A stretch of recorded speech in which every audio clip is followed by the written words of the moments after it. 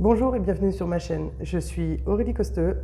J'aide les gens à mettre de la magie dans leur vie en les accompagnant à trouver leurs propres ressources internes pour leur permettre de vivre leur vie de manière beaucoup plus épanouie. Aujourd'hui, nous allons parler de confiance en soi et je vais vous donner 3 piliers pour booster cette confiance en vous.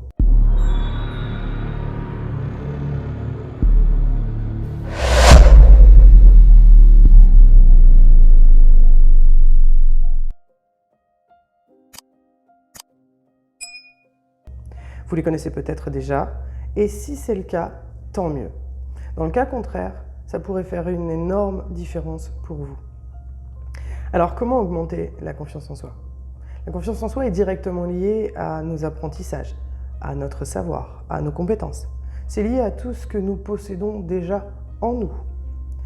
Par exemple, dans votre métier actuel, si on vous demande d'exécuter une tâche que vous avez l'habitude de faire, alors vous ne vous posez pas la question de savoir si c'est facile ou si c'est pas facile. Vous la faites et vous la faites en général bien. Vous êtes alors confiant ou confiante dans votre capacité à effectuer cette tâche parce que vous la faites très souvent. Par contre, si on vous demande de faire quelque chose dont vous n'avez pas l'habitude, là, vous allez certainement vous poser la question quant à votre capacité à l'accomplir avec réussite. Voilà donc le premier pilier sur lequel on va jouer pour augmenter la confiance en soi. C'est la répétition. Tout comme un sportif qui s'entraîne tous les jours pour améliorer ses performances, vous allez devoir améliorer les vôtres pour gagner en confiance vis-à-vis de cette tâche particulière. Mais ce qui est plutôt cool, c'est qu'en faisant cela, vous améliorez aussi votre confiance générale. Répétez les choses encore et encore. Quand vous apprenez quelque chose de nouveau, vous n'êtes pas toujours au top du premier coup, à moins d'être naturellement doué pour cette chose. Ce n'est pas souvent le cas. Souvenez-vous quand vous avez appris à conduire, gérer le volant, gérer les pédales, les commandes, la route, les autres voitures, les piétons, le moniteur qui vous parle. C'était un vrai casse-tête. Combien de fois vous vous êtes dit, et moi je me suis dit, mais punaise, comment font les gens pour conduire de manière super détendue en pensant à autre chose ou tout simplement en parlant en même temps? C'était vraiment une question pour moi. Je me souviens quand j'ai eu mon permis, je demandais à ma mère de venir avec moi. Alors certainement pour me rassurer parce que là il n'y avait plus le moniteur avec moi. Et ce qui se passait, c'est que je pouvais parler tranquillement quand on était en ligne droite. Et quand arrivait un moment de tournée ou une intersection, j'arrêtais de parler tellement j'étais concentré sur ce qu'il y avait à faire. Et je reprenais la conversation, ni vu ni connu, dès que le virage ou l'intersection était passé. Bon, avec le recul, c'est un peu drôle vu de l'extérieur. Mais à force de conduire aujourd'hui, je suis comme les gens que je voyais à l'époque et je suis à l'aise et tout se passe bien. C'est à force de répéter les choses que ça devient beaucoup plus facile. Et en fait, c'est exactement pareil pour tous les apprentissages, y compris la confiance en soi. La confiance, c'est comme un muscle qu'on doit travailler. Au début, c'est difficile. Et plus vous répétez les actions, les exercices, et plus ça devient facile. Et je dirais même plus confortable. Donc répétez, répétez, répétez et répétez encore et encore jusqu'à ce que ça devienne une norme pour vous.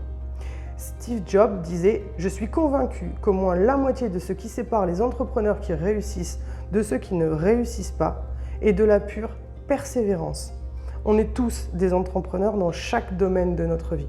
Maintenant, à nous de devenir des Steve Jobs. Le deuxième pilier, directement lié au premier, c'est de se former. La confiance en soi est directement liée au sentiment de sécurité que vous avez pour effectuer des tâches.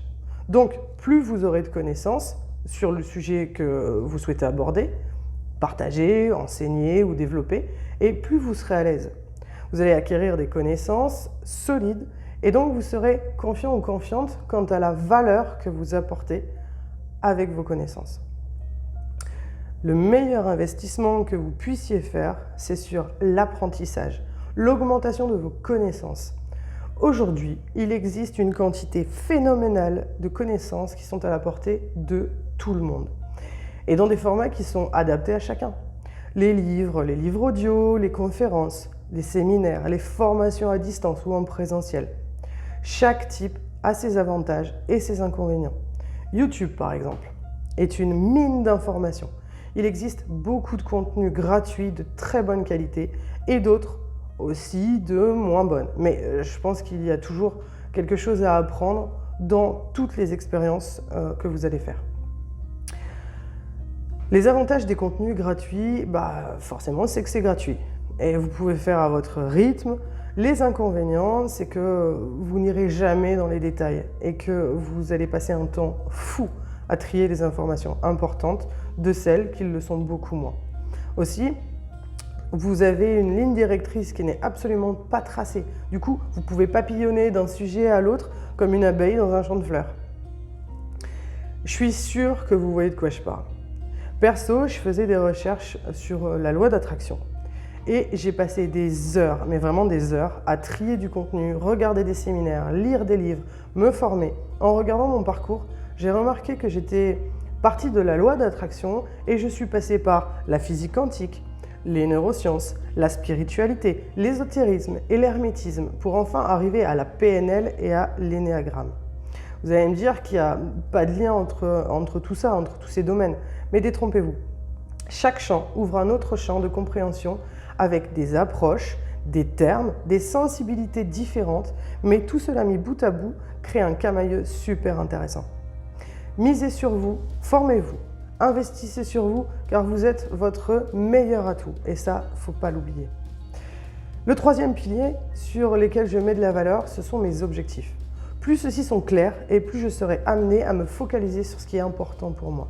Personnellement, j'aime apprendre, mais j'aime pas apprendre sur tout et n'importe quoi.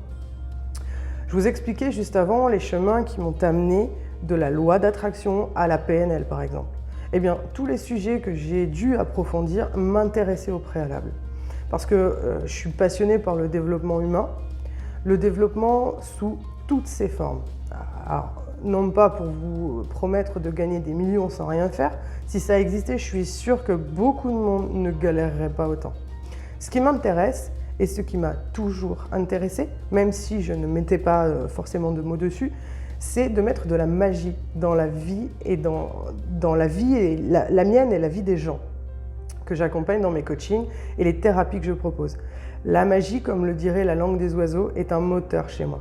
Je peux passer des heures à étudier les mécanismes, chercher les compréhensions et me les appliquer pour gagner aussi en liberté et en confiance.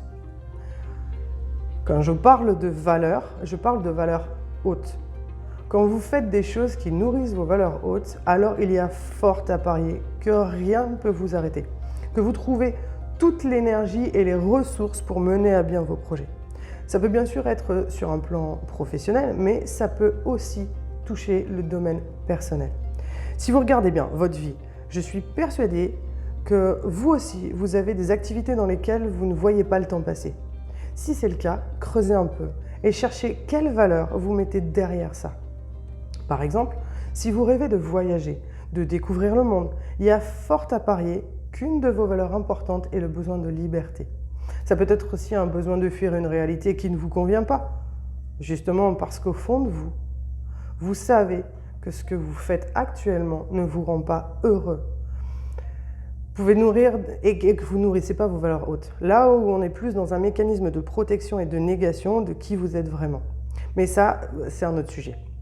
Dans l'exemple sur les voyages, si la liberté est une de vos valeurs hautes et que vous l'avez reconnue comme telle, alors à chaque fois que vous faites quelque chose qui ne vous plaît pas, demandez-vous comment cela nourrit votre valeur haute.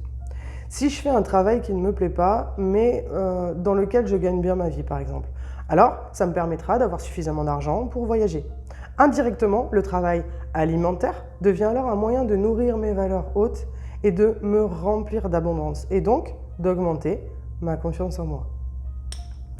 Voilà, voilà quelques exemples sur comment augmenter sa confiance en soi. Maintenant, c'est à vous de jouer.